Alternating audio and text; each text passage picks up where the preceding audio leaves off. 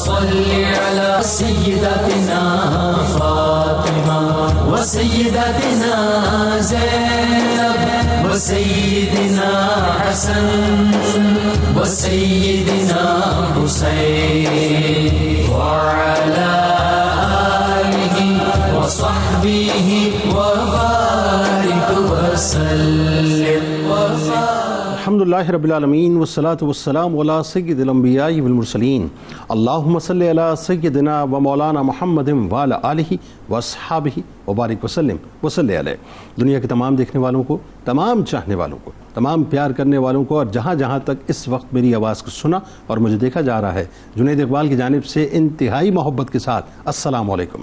ایک بار پھر ناظرین، آپ کو پر نور صبح میں صبح نور کے ساتھ میں دل کی گہرائیوں سے خوش آمدید کہتا ہوں، اور آئیے بلا توقف چلیں گے حضرت ابو انیس محمد برکت علی علیہ رحمہ کی تالیف اسماء النبی کریم صلی اللہ علیہ وآلہ وسلم سے رسول اللہ صلی اللہ علیہ وآلہ وسلم کا ایک اسم مبارک پڑھنے اور سننے کی سعادت حاصل کرتے ہیں۔ سیدنا السراج المنیر صلی اللہ علیہ وآلہ وسلم، ہمارے سردار روشن چراغ، درود و سلام بھیجے اللہ آپ صلی اللہ علیہ وآلہ وسلم پر، آپ صلی اللہ علیہ وآلہ وسلم کے آل پاک پر، اور صحابہ کرام رضوان اللہ تعالیٰ علیہم اجمعین پر۔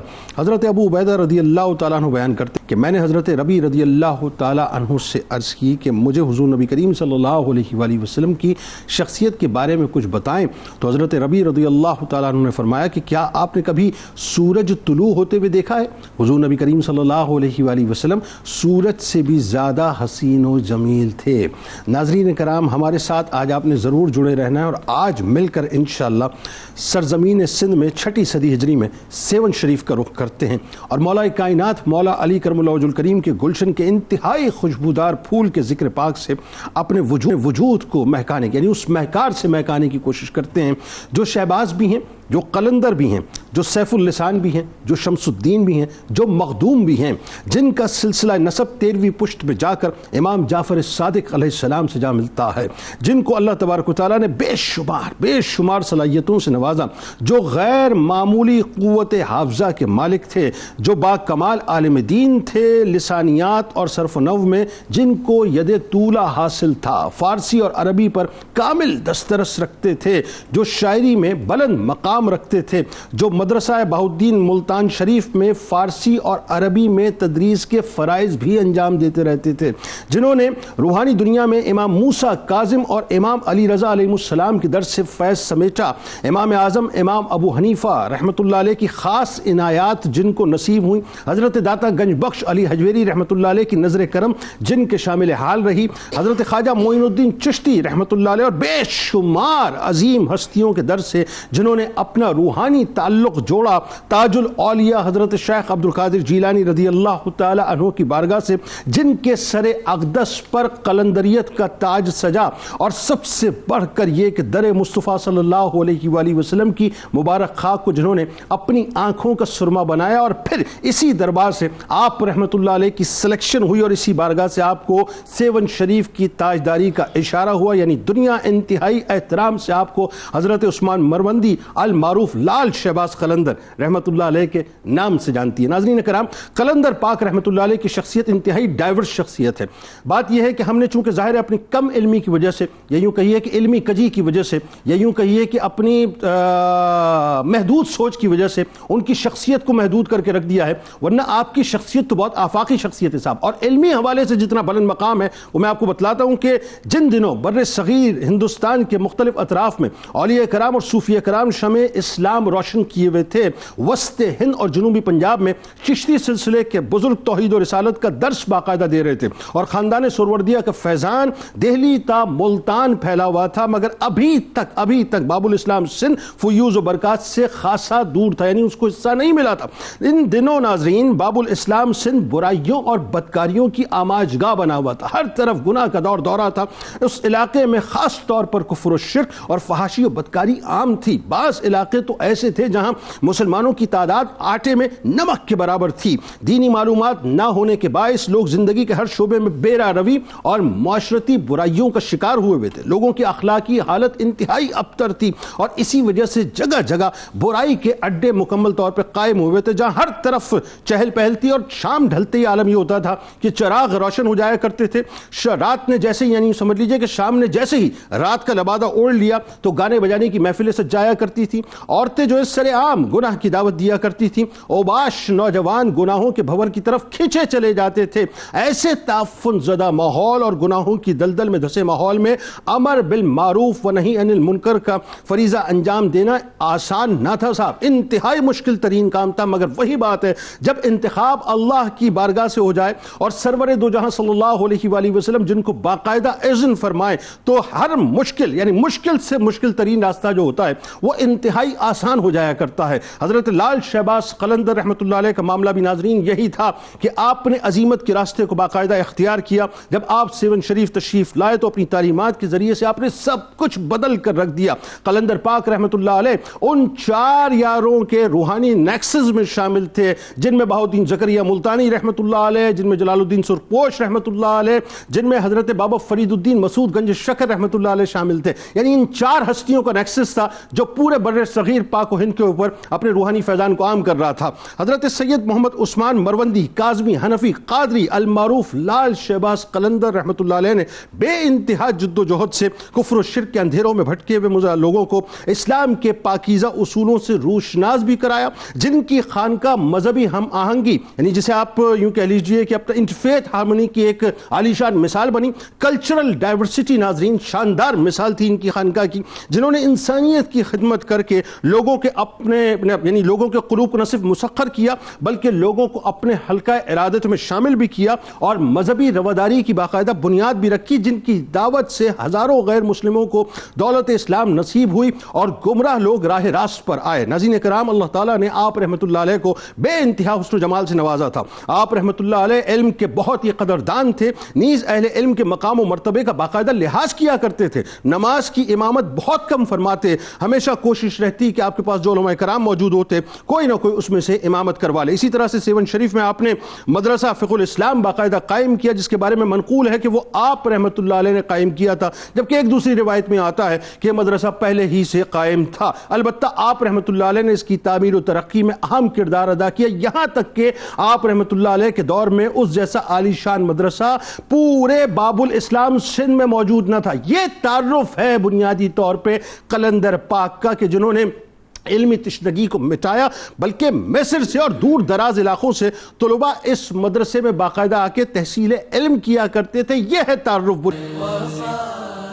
کیا کمال شخصیت ہیں کہ سندھ کی دھرتی کا جب بھی تذکرہ آتا ہے تو سندھ کا انٹروڈکشن سیون شریف اور سیون شریف کا انٹروڈکشن قلندر پاک رحمۃ اللہ علیہ.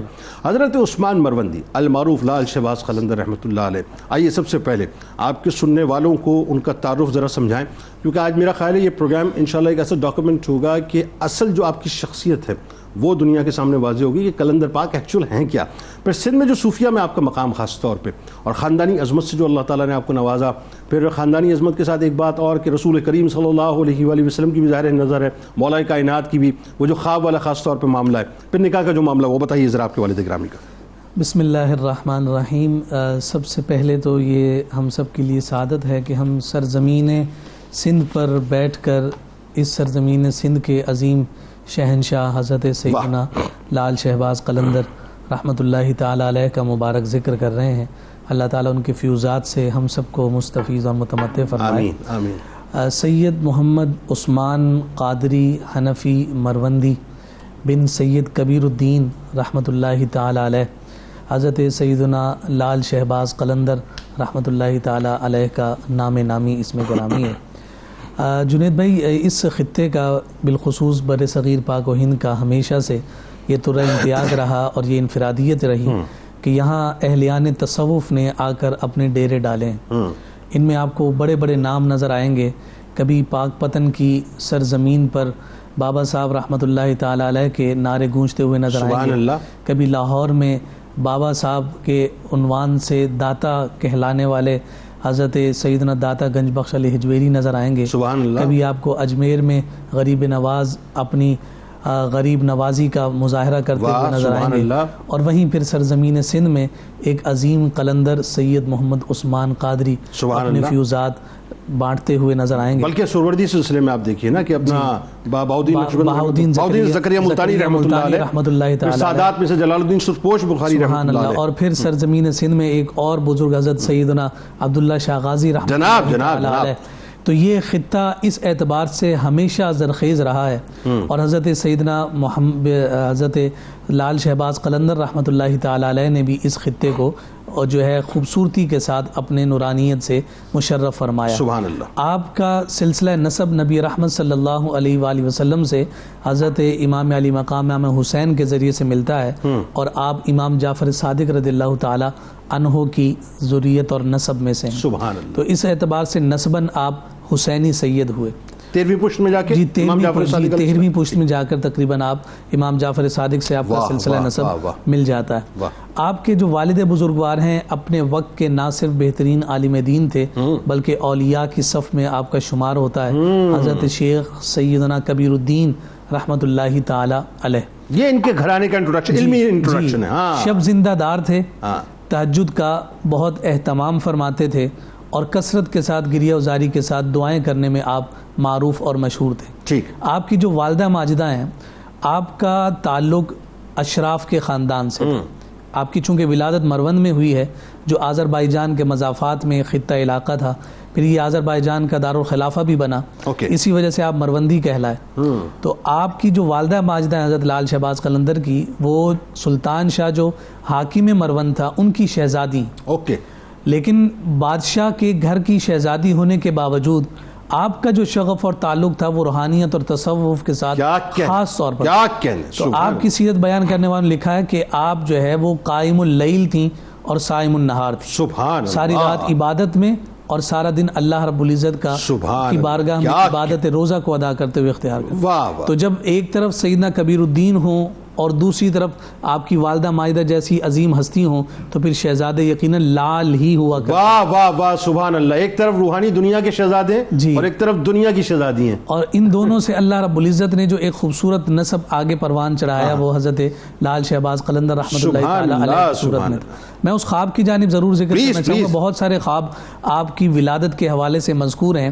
ایک خواب تو خاص طور پر جس کو ذکر کیا گیا کہ آپ نے خواب یہ دیکھا کہ آپ بہت خوبصورت ایک باغ میں موجود ہیں، خوبصورت درخت لگے ہیں، پھلوں سے بھرے ہوئے ہیں، نہریں بہہ رہی ہیں، آپ اس میں چہل قدمی کر رہے ہیں اور بڑی فرحت اور طمانینت محسوس کر رہے ہیں.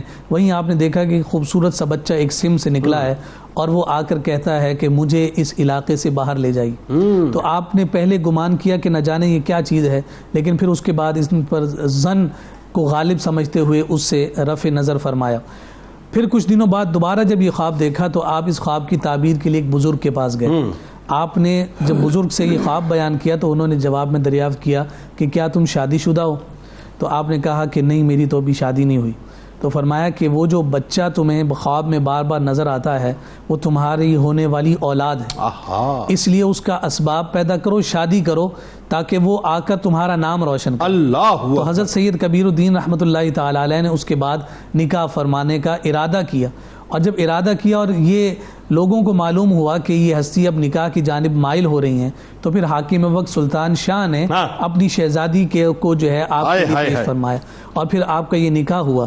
ایک اور خواب ذکر کیا جاتا ہے جو حضرت سیدنا علی مرتضیٰ شیر خدا رضی اللہ تعالی عنہ سے موسوم ہے. آپ کی یہ دعا اکثر ہوا کرتی تھی، آپ تہجد کے وقت یہ دعا مانگتے تھے کہ مولا مجھے ایسی اولاد دے کہ جو دنیا کو خیر بانٹے. تو ایک دن حضرت علی المرتضیٰ شیر خدا رضی اللہ تعالیٰ عنہ نے خواب میں آ کر فرمایا بیٹے تجھے ایسا بیٹا عطا ہوگا کہ جو ساری دنیا کو خیر سے بھر دے. اور پھر حضرت سیدنا لال شہباز قلندر رحمۃ اللہ تعالی علیہ کی ولادت اور جو حقیقی معنوں میں آپ اگر دیکھیں گے تو شر کی وادی میں جا کر آپ نے اسے کس انداز میں خیر میں تبدیل کیا اور ہر طرف خیر کی جو خیرات تقسیم کی وہ آج بھی سرزمین سندھ میں آپ کے نام کی شہرے کے ساتھ کیا خوبصورت تمہید آپ نے باندھی. اور دیکھیں یہاں پہ ایک اور بات ہے کہ آپ جہاں ظاہر ہے روحانی اعتبار سے کسٹوڈین ہیں، امام جعفر صادق علیہ السلام کے علمی اعتبار سے کسٹوڈین بنے، یہ ایکچوئل تعارف ہے نا. میں بار بار یہ جو ریپیٹڈلی میں جملہ عرض کر رہا ہوں, سمجھنے والے میری بات کو بہت آسانی سے سمجھ رہے ہیں کہ قلندر پاک رحمۃ اللہ علیہ کا اصل تعارف یہی ہے.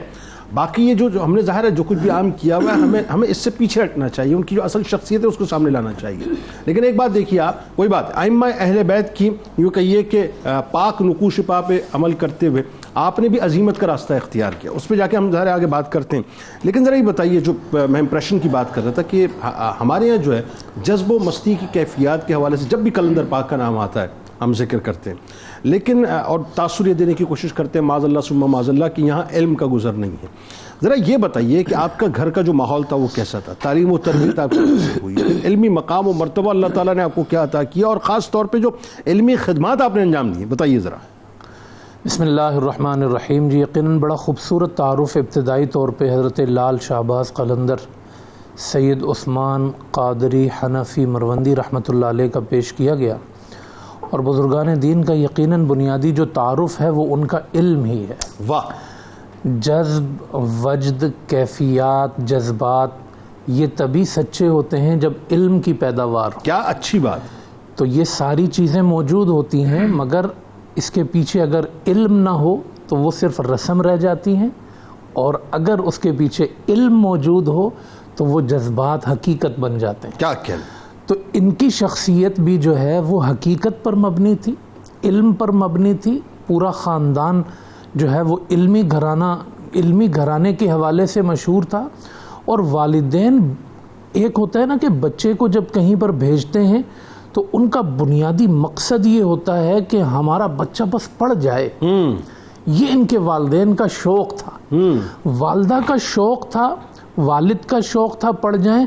سونے پہ سہاگا یہ کہ آپ خود بھی بڑے علم کے رسیا تھے. واہ واہ. یعنی اس سے اندازہ لگائیں کہ 6 سال کی عمر ہے.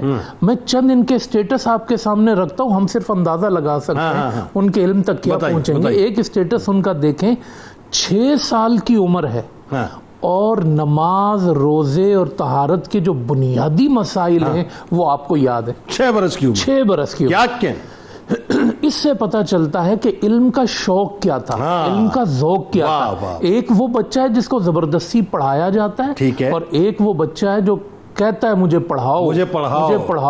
ان بچوں میں سے تھے. تو مسائل دینیہ سے واقف. 6 سال کی عمر ہوئی, یہ ان کا اسٹیٹس ہے. اب والدہ ان سے فرمائش کرتی ہیں, عثمان میں چاہتی ہوں تم حافظ بنو. کہا جی امی جی. جب عمر 7 سال کی ہوئی تو عثمان حافظ بھی تھے. یعنی 6 برس میں یہ خواہش کا اظہار ہو رہا ہے, اور 7 برس میں حافظ ہو چکے ہیں. 1 سال میں حفظ قرآن تھی. کیا کہنا ہے. تو بنیادی مسائل کا علم اور حفظ قرآن انہوں نے 7 سال کی عمر میں کر لیا. شعور کی پہلی منزل پہ قدم رکھنے سے پہلے ہی حافظ قرآن ہو چکے ہیں. جی اس سے آپ اندازہ لگائیں. اس کے بعد جب انہوں نے علم حاصل کرنا شروع کیا, جو مروجہ علوم تھے وہ حاصل کیے, والدین کا وصال ہو گیا. آپ کی 18-20 سال کی عمر تھی, والدین سے داغ مفارقت ہوئی.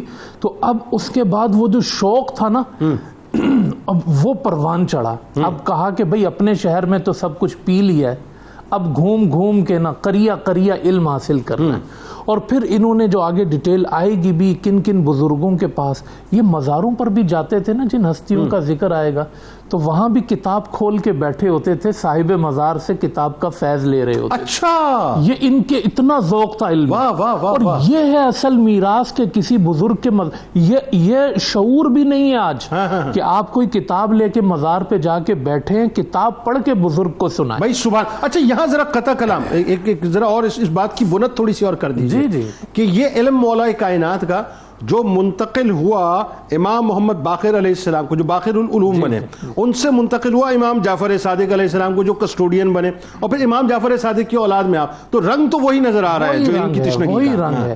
اب جب یہ اتنے ماہر فی العلوم ہوئے, تو اب اس کے بعد آپ دیکھیں کہ ان کا ایک اسٹیٹس یہ ہے کہ یہ ماہر لسانیات بنے.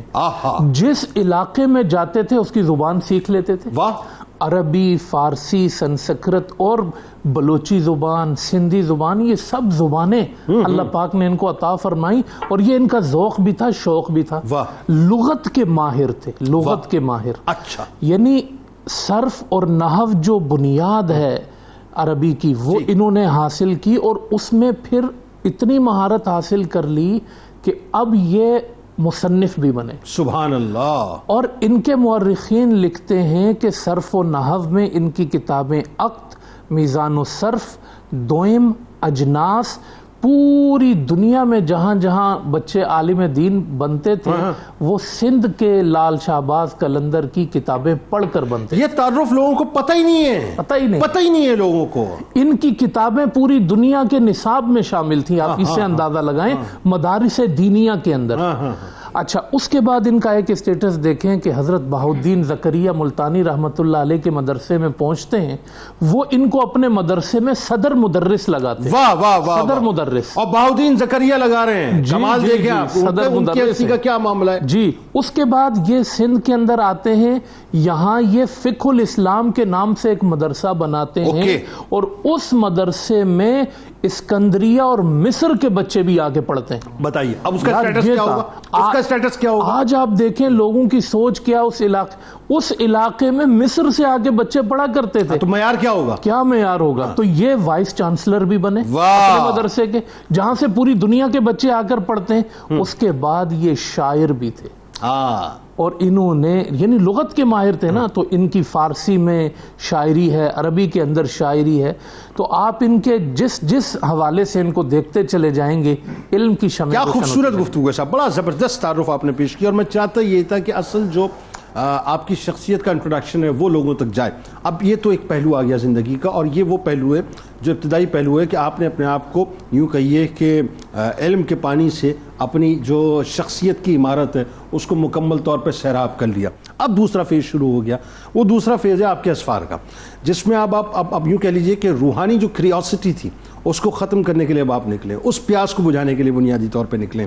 تو مختلف بارگاہوں میں آپ نے حاضری دی، اور پھر اس کے بعد بیت طریقت کا آپ کا معاملہ ہے، وہ ذرا بتائیے کیا ہے.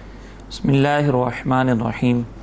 حضور داتا گنج بخش رحمۃ اللہ تعالیٰ علیہ نے کشف المحجوب میں حضرت جنید بغدادی رحمۃ اللہ تعالیٰ علیہ کا جو ایک قول نقل کیا ہے جس میں تصوف کی بنیادی 8 خصوصیات بیان کی گئی. اچھا، وہ کیا؟ اس میں سخاوت، رضا، صبر، غربت، لباس، سیاحت اور پھر اس کے بعد فقر ہے.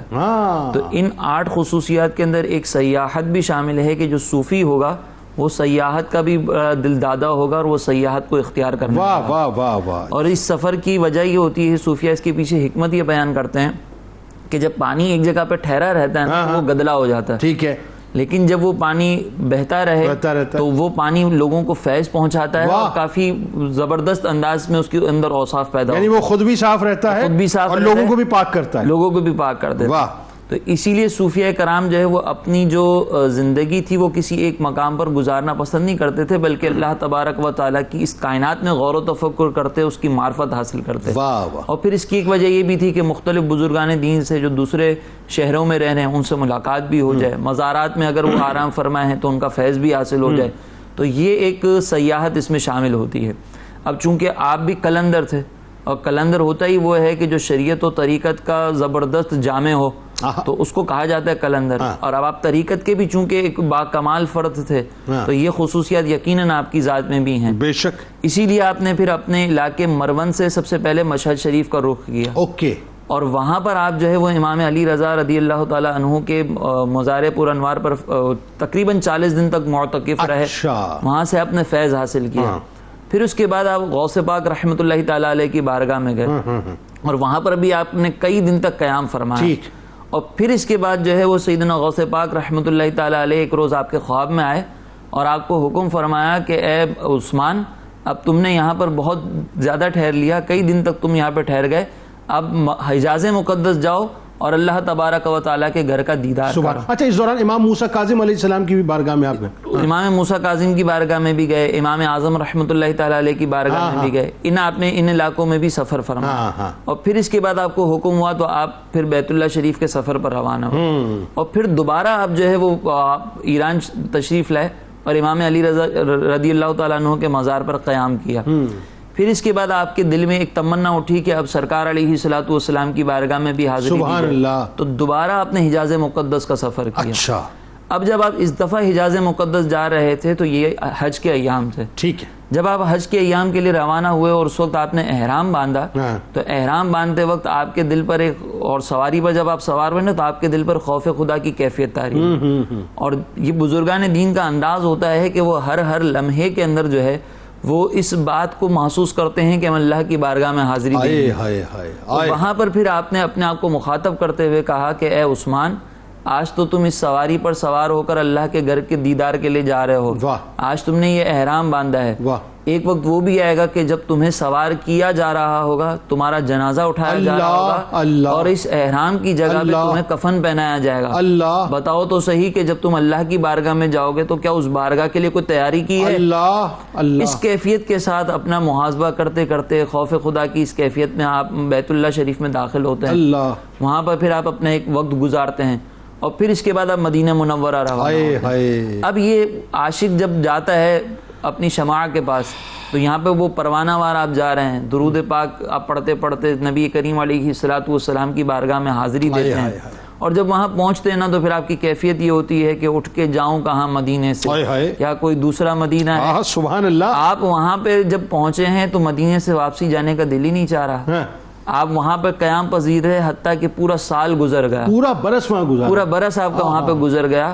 تو اس وقت پھر سرکار دو جہاں صلی اللہ علیہ وسلم خواب میں تشریف لائے اور حکم دیا کہ عثمان اب جاؤ اور سندھ میں جا کر تبلیغ کرو. جب آپ کو یہ خواب نظر آیا تو اس وقت چونکہ حج کے ایام آ چکے تھے تو اس کے بعد پھر آپ وہاں سے روانہ ہوئے اور حج ادا کرنے کے بعد آپ دوبارہ پھر سندھ کی طرف تشریف لائے اور سندھ میں پہنچنے کے بعد پھر آپ نے بیعت و خلافت اور دیگر جو معاملات ہیں وہ آپ نے. ذرا یہ بتلائیے علامہ صاحب کہ لال شہباز قلندر رحمۃ اللہ علیہ کی اب ظاہر ہے چونکہ بر صغیر میں آمد ہو گئی، سرکار مدینہ صلی اللہ علیہ وآلہ وسلم کا حکم ہو گیا، اب مزید آپ کی کچھ ملاقاتیں ہیں، کچھ آپ کی حاضری ہیں. بولی شاہ قلندر رحمۃ اللہ علیہ سے آپ کی ملاقات ہے، اس کے احوال بتائیے. پھر ظاہر ہے جو سندھ کی زمین باقاعدہ آپ کو سونپی گئی تو کس طرح سے آپ گئے، اور دہلی میں بھی آپ کی جو ہے وہ اپنا حاضریاں ہوئیں، اجمیر شریف حاضریاں ہوئیں، اور پھر اس کے بعد لاہور اور ملتان میں مختلف بارگاہوں میں حاضری دے کے شیوخ سے ملاقاتیں کر کے باقاعدہ 4 یاروں کا ایک نیکسس بنا، اور پھر اس کے بعد آپ اپنی جو ہے وہ ذمہ داری کو نبھانے کے لیے گئے. بتائیے ذرا. بسم اللہ الرحمن الرحیم. جیسے مفتی بندی رضا صاحب دامت برکاتہم العالیہ نے اسفار کا ایک پورا تسلسل ذکر فرمایا ہے، اور اس میں جب دوسری ان کی حاضری حرمین ہے اور نبی رحمت صلی اللہ علیہ وآلہ وسلم کی پاک بارگاہ سے فیوزات سمیٹنے کے بعد اسی بارگاہ سے اپنی ذمہ داری کا خطہ ریسیو کرنے کے بعد آپ نے جب وہاں سے سفر کا آغاز فرمایا تو پہلے آپ سندھ تشریف لے کر آئے اور کچھ عرصہ یہاں قیام فرمایا، اور پھر مزید فیض کے حصول کے لیے آپ نے اس خطے کے بزرگان دین کے مزارات پر حاضری کا ارادہ فرمایا اور اس کے لیے آپ نے اسفار کا سلسلہ قائم کیا. تو آپ وہاں سے روانہ ہوئے اور آپ نے سب سے پہلے جس خطے کی جانب توجہ فرمائی وہ اجمیر شریف تھا. آپ وہاں تشریف لے کر گئے اور حضور خواجہ خواجگاں خواجہ غریب نواز رحمۃ اللہ تعالی علیہ کی پاک بارگاہ میں 40 دن تک معتکف رہے. روحانی فیوزات کو سمیٹا، اپنے آپ کو روحانیت سے سمربار کیا، اور پھر اس کے بعد وہاں سے اجازت ملنے کے بعد آپ نے سفر اختیار فرمایا دلی کی طرف. اور آپ وہاں تشریف لے جا رہے ہیں اور قطب الاقطاب حضور خواجہ قطب الدین بختیار کاکی رحمۃ اللہ تعالی علیہ کی پاک بارگاہ میں اور وہاں ان کے مزار اقدس سے فیوزات کو حاصل کر سبحان اللہ. کہا جاتا ہے کہ مزارات پر جانے سے کیا ملتا ہے یہ ملتا ہے کسی اور سے نہ پوچھیں، کسی اور سے نہ پوچھیں، اگر پوچھنا ہے تو لال شہباز قلندر سے پوچھئے کہ کیا ملتا ہے، پھر پوچھے بھی یہاں سے، ہاں یہاں سے نہ پوچھیں بالکل. اور پھر ان مزارات پر جا کر مستقل قیام رکھ کر اور پھر ان سے فیض حاصل کرنے کے بعد اپنے آپ کو مزید تمانیت دے کر آگے کی جو روانگی ہے اس کا رنگ ہی کچھ اور ہوتا ہے. سبحان اللہ. پھر یہاں جب آپ دلی میں قیام پذیر ہیں تو آپ کی یہاں جو خاص ملاقات رہی، یعنی اس وقت چلتے پھرتے جو ولی کامل ہیں ان کی بارگاہ میں مزارات سے تو فیض لے ہی رہے ہیں، لیکن جو مزارات کے اندر بزرگ ہیں ان کی برکت سے زمین کے اوپر جو بزرگ چلتے پھرتے ہیں ان سے بھی فیض لے رہے ہیں. تو ان میں جو خوبصورت نام ہے حضرت شیخ بو علی شاہ قلندر رحمۃ اللہ تعالی جو سلسلہ قادریہ کے اوراد و وظائف کو بانٹنے میں شہرت رکھتے ہیں. سبحان اللہ. تو حضرت لال شہباز قلندر رحمۃ اللہ تعالی علیہ خاص طور پر پھر ان کی بارگاہ میں مستقل بیٹھتے رہے، ان کے اذکار، ان کے اوراد ان سے حاصل کر رہے ہیں، ان کی نصیحتوں سے فیض حاصل کر رہے ہیں. اور ایک دن یہی بزرگ حضرت لال شہباز قلندر سے کہہ رہے ہیں کہ آپ سے ہمیں انسیت تو بہت ہو گئی ہے، دل نہیں چاہتا کہ ہم کہیں اور بھیجیں، لیکن اس خطے میں پہلے سے قلندر موجود ہے آپ کو کسی ایسی جگہ ہم بھیجنا چاہتے ہیں جہاں قلندر موجود نہیں اور وہاں کی ضرورت پوری ہو. اور وہاں سے اذن آ چکا ہے سرکار کی بارگاہ سے بالکل. سندھ کے لیے. پھر حضرت ابو علی شاہ قلندر رحمۃ اللہ تعالی علیہ نے انہیں وہاں سے روانہ فرمایا اور آپ اس خطے کی جانب تشریف لائے. لیکن وہاں ساتھ نصیحت یہ تھی جانا تو تم نے وہیں ہے جہاں میں بھیج رہا ہوں, لیکن تم نے رستہ جو لینا ہے نا وہ ملتان کا لے کر. اچھا, مطلب مزید جو ہے جی لوگوں سے ملاقاتیں کرتے ہوئے چلے جانا. پھر آپ ملتان جب تشریف لے کر آئے تو وہاں پر سلسلہ سہروردیہ کا جو عظیم نام آج بھی روشن اور منور ہے اور ان کا مزار پر انوار مرجع خلائق ہے, حضرت شیخ بہاؤالدین زکریا ملتانی رحمۃ اللہ تعالی علیہ, آپ کی بارگاہ میں پہنچے ہیں ان سے فیض حاصل کرنے. سبحان اللہ. اچھا, پھر یہاں پر آپ یہ دیکھیے کہ اب اس خطے کا وہ جو نیکسس قائم ہو رہا ہے اور وہ ایک جو ہے نا 4 یاروں کی گیدرنگ قائم ہو رہی ہے. 2 قسم کی اصطلاحات 4 یار کے اعتبار سے معروف ہیں. ایک تو 4 یار جو نبی رحمت صلی اللہ علیہ وآلہ وسلم کے پیارے 4 یار ہیں, ان کا تذکرہ بھی آپ نے اپنے اشعار میں کیا ہے. آپ ایک جگہ کہتے ہیں عثمان چوشد غلام نبی و 4 یار امید شز مکاری میں محمد عربی. کیا کہنے, سبحان اللہ. عثمان چونکہ تجھے غلامی مصطفیٰ اور اس کے 4 یاروں کی غلامی نے میسر آ گئی, اب تو امید رکھ کہ مصطفیٰ کریم تجھے اپنے اخلاق و عادات کا پیکر بنا دیں. اچھا, یہ 4 یاروں کی غلامی ایسی نصیب آئی کہ اللہ تعالیٰ نے آپ کو بھی جو ہے 4 یاروں کی سنگت عطا کر دی. جی سبحان اور 4 یاروں سے مشہور کر دیا. بالکل. اور پھر وہ جب یہ جو 4 یار جو روحانی دنیا کے جو 4 یار ہیں, جو بر صغیر پاک و ہند کے جو 4 یار ہیں, جب ان کا تذکرہ کرتے ہیں تو سب سے بڑا نام ہمیں ملتان کی سرزمین کے یہ عظیم چشم و چراغ نظر آتے ہیں جو حضرت بہاؤالدین زکریا ملتانی رحمۃ اللہ تعالی علیہ کہلا رہے ہیں. پھر اج شریف میں بخاری سادات پہلے بخاری سادات, جی بخاری سادات کا سلسلہ اس خطے میں جس عظیم ہستی سے آیا ہے حضرت سیدنا مخدوم جہانیہ جلال الدین بخاری رحمۃ اللہ تعالی علیہ, وہ ہستی یہاں پر موجود ہیں. اور پھر خود حضرت کی ہستی ہو گئی, شخصیت ہو گئی. بابا صاحب رحمۃ اللہ تعالی علیہ اجودن کی جو عشق و معرفت کی جو دکان کے مالک ہیں حضور داتا بابا صاحب رحمۃ اللہ تعالی علیہ, ان کی پاک بارگاہ. اور پھر ان کے ساتھ ایک اور نام کو جوڑا جاتا ہے, یعنی 4 تو یہ ہو گئے, ان کو ہٹا کر اگر 4 ان کے ساتھ جوڑا جائے, جیسے وہاں 4 اور 1 مصطفیٰ ہیں, تو چوتھے جو ساتھی نظر آتے ہیں وہ حضرت شیخ سیدنا صدر الدین عارف رحمۃ اللہ تعالی علیہ نظر آتے ہیں. تو اس اعتبار سے ایک 4 یار وہ نظر آتے ہیں سبحان اللہ, اور دوسرے یہ نظر آتے ہیں کہ جنہوں نے علوم و معرفت کو پھیلانے میں ایک دوسرے کا دست و بازو بن کے کام سر انجام دیا. یعنی 4 یاروں کا جو پرسیپشن ہے وہ یہ کلیئر ہو گیا کہ 4 یار یہ ہیں. سبحان اللہ. اور پھر یہ سلسلہ اسی طرح سے فیض کا جاری ہو. آپ کے زہد و تقوی کے بارے میں بتائیے. پھر محبت ایسی کہ انسان تو انسان, جانور بھی جو ہے وہ آپ سے فیض یاب ہوتے. پرندوں سے آپ بڑا پیار کیا کرتے تھے, وہ بتائیے. پھر آپ کی شاعری کے جو پیغامات ہیں صاحب, وہ بھی بڑے کمال, مطلب انسانیت کے لیے, بتائیے ذرا. بسم اللہ الرحمن الرحیم. جیسے پہلے میں نے شروع میں ذکر کیا کہ قلندر شریعت و طریقت کا جامع ہوتا ہے, بالکل ایسا ہے. تو اسی طریقے سے آپ کی ذات میں بھی ہمیں طریقت اور شریعت کی جھلک نظر آتی ہے, اور آپ عمل کے اعلیٰ درجوں پر فائز سراپا نظر آتے ہیں. شریعت خصوصیت کے ساتھ آپ کی حیا کا تذکرہ کیا جاتا ہے کہ آپ سیدنا عثمان غنی رضی اللہ تعالیٰ عنہ سے بڑی محبت کیا کرتے تھے, اور اسی محبت میں آپ نے اپنا نام عثمان رکھا تھا. اور اگر ہم دیکھیں نا کہ سیدنا عثمان غنی رضی اللہ تعالیٰ عنہ کی حیا, تو اس کے بارے میں جو واقعہ مشہور ہے کہ سرکار علیہ السلام کی بارگاہ میں جب سیدنا عثمان غنی آ رہے تھے تو سرکار علیہ السلام نے اپنا جو ہے وہ کپڑا ٹخنوں پر ڈال دیا, اور سیدہ عائشہ نے جب پوچھا تو سرکار علیہ السلام نے فرمایا کہ میں اس سے حیا کیوں نہ کروں جس سے آسمان کے فرشتے حیا کرتے ہیں. کیا اچھی بات آپ کرنے جا رہے ہیں, کیا خوبصورت نقطہ ہے. جب اس بات پر آپ پہنچے نا, تو جب یہ واقعہ آپ اپنے جو احباب تھے ان کے درمیان بہت زیادہ بیان کرتے تھے, اور جب بھی بیان کرتے تھے نا تو آپ کے چہرے پر ایک حشاشت بشاشت آ جاتی تھی. اور چونکہ آپ کے آئیڈیل سیدنا عثمان غنی رضی اللہ تعالیٰ عنہ تھے, تو انہی کی حیا کا ایک حصہ آپ کی ذات میں وہی جھلک یہاں پہ. واہ واہ کیا بات ہے. یعنی بے شرمی بے حیائی جو ہے سیون کی دھرتی پہ عام تھی, نام عثمان کی حیا لے کر اس کا فیضان لے کے آپ یہاں پہ آئے. کیا اچھی بات ہے, کیا اچھی بات ہے. پھر آپ کے زہد و تقوی کا عالم یہ تھا. ویسے تو زہد و تقوی جب کسی کا ہوتا ہے نا تو لوگ اس کی طرف کھنچتے ہوئے چلے آتے ہیں.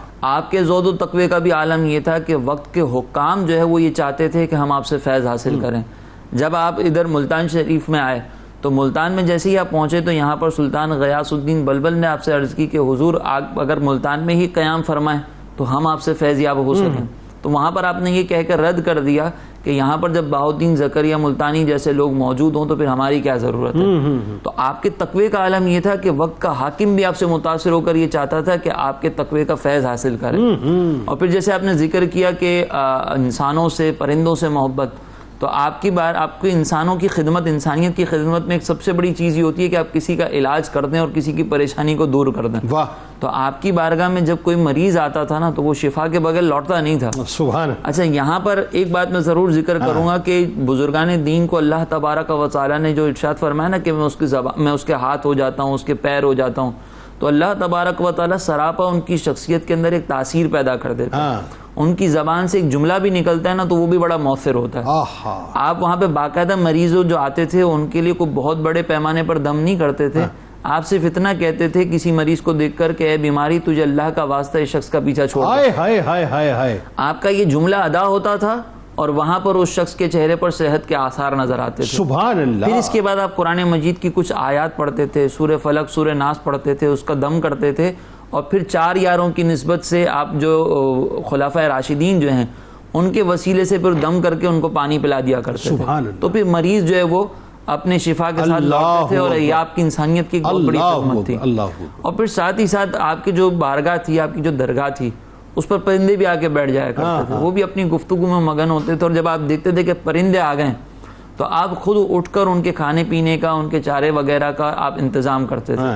یہ آپ کا ایک وہ انداز تھا کہ جس میں آپ نے انسانیت کو بھی فیض پہنچایا, انسانوں کو بھی آپ نے خدمت کی, اور پرندوں کی بھی آپ نے اپنی شفقت کا اظہار کیا. اچھا, آج بھی ان کی بارگاہ میں آپ کو پرندوں کی ایک کثرت نظر آتی ہے. یہی رنگ آپ کو داتا صاحب کے نظر آتا ہے, یہ رنگ آپ کو بابا صاحب کے, یعنی پرندوں کا ایک خاص تعلق جو ہے. اینیمل رائٹس کی جو بات آج کے دور میں کی جاتی ہے, ہمارے بزرگان دین نے رائٹس کا بہت پہلے سے خیال کیا, کیونکہ یہ شریعت کا ایک حکم ہے, ایک حسن ہے. پھر ہم دیکھتے ہیں کہ آپ کے جو پیغامات ہیں اس میں خصوصی طور پر توحید باری تعالی, اسی طریقے سے عشق رسول. اس پہ رک کے بات کرنی ہے آپ نے, ان کے پیغامات کو سمجھنا خاص طور پہ بہت ضروری ہے اس دور میں. عشق رسول صلی اللہ علیہ وسلم پر, ائمہ اہل بیت, اور اسی طریقے سے آپ دیکھیں کہ جو صحابہ کرام ہیں ان کے بارے میں بھی آپ نے گفتگو فرمائی. بہت شکریہ. آپ تشریف لائے. کتاب الشفا, اہم امور میں کامیابی کا وظیفہ آپ کو بتلاتے ہیں. فرمان نبوی صلی اللہ علیہ وآلہ وسلم, جو شخص اپنے امور میں کامیابی حاصل کرنا چاہے تو وہ 21 دن تک نماز عشاء کے بعد سورۃ العلق 700 مرتبہ پڑھے, انشاءاللہ کامیابی نصیب ہوگی. حضرت عثمان مروندی لال شہباز قلندر رحمۃ اللہ علیہ کا کمال قول مبارک ہے کہ حضور نبی کریم صلی اللہ علیہ وآلہ وسلم سے بے لوث محبت, آپ صلی اللہ علیہ وآلہ وسلم کے اہل بیت اور صحابہ کرام کی محبت اور تعظیم و توقیر کے بغیر راہ حقیقت و شریعت اور منازل عرفان و طریقت بالکل مسدود یعنی بند ہیں.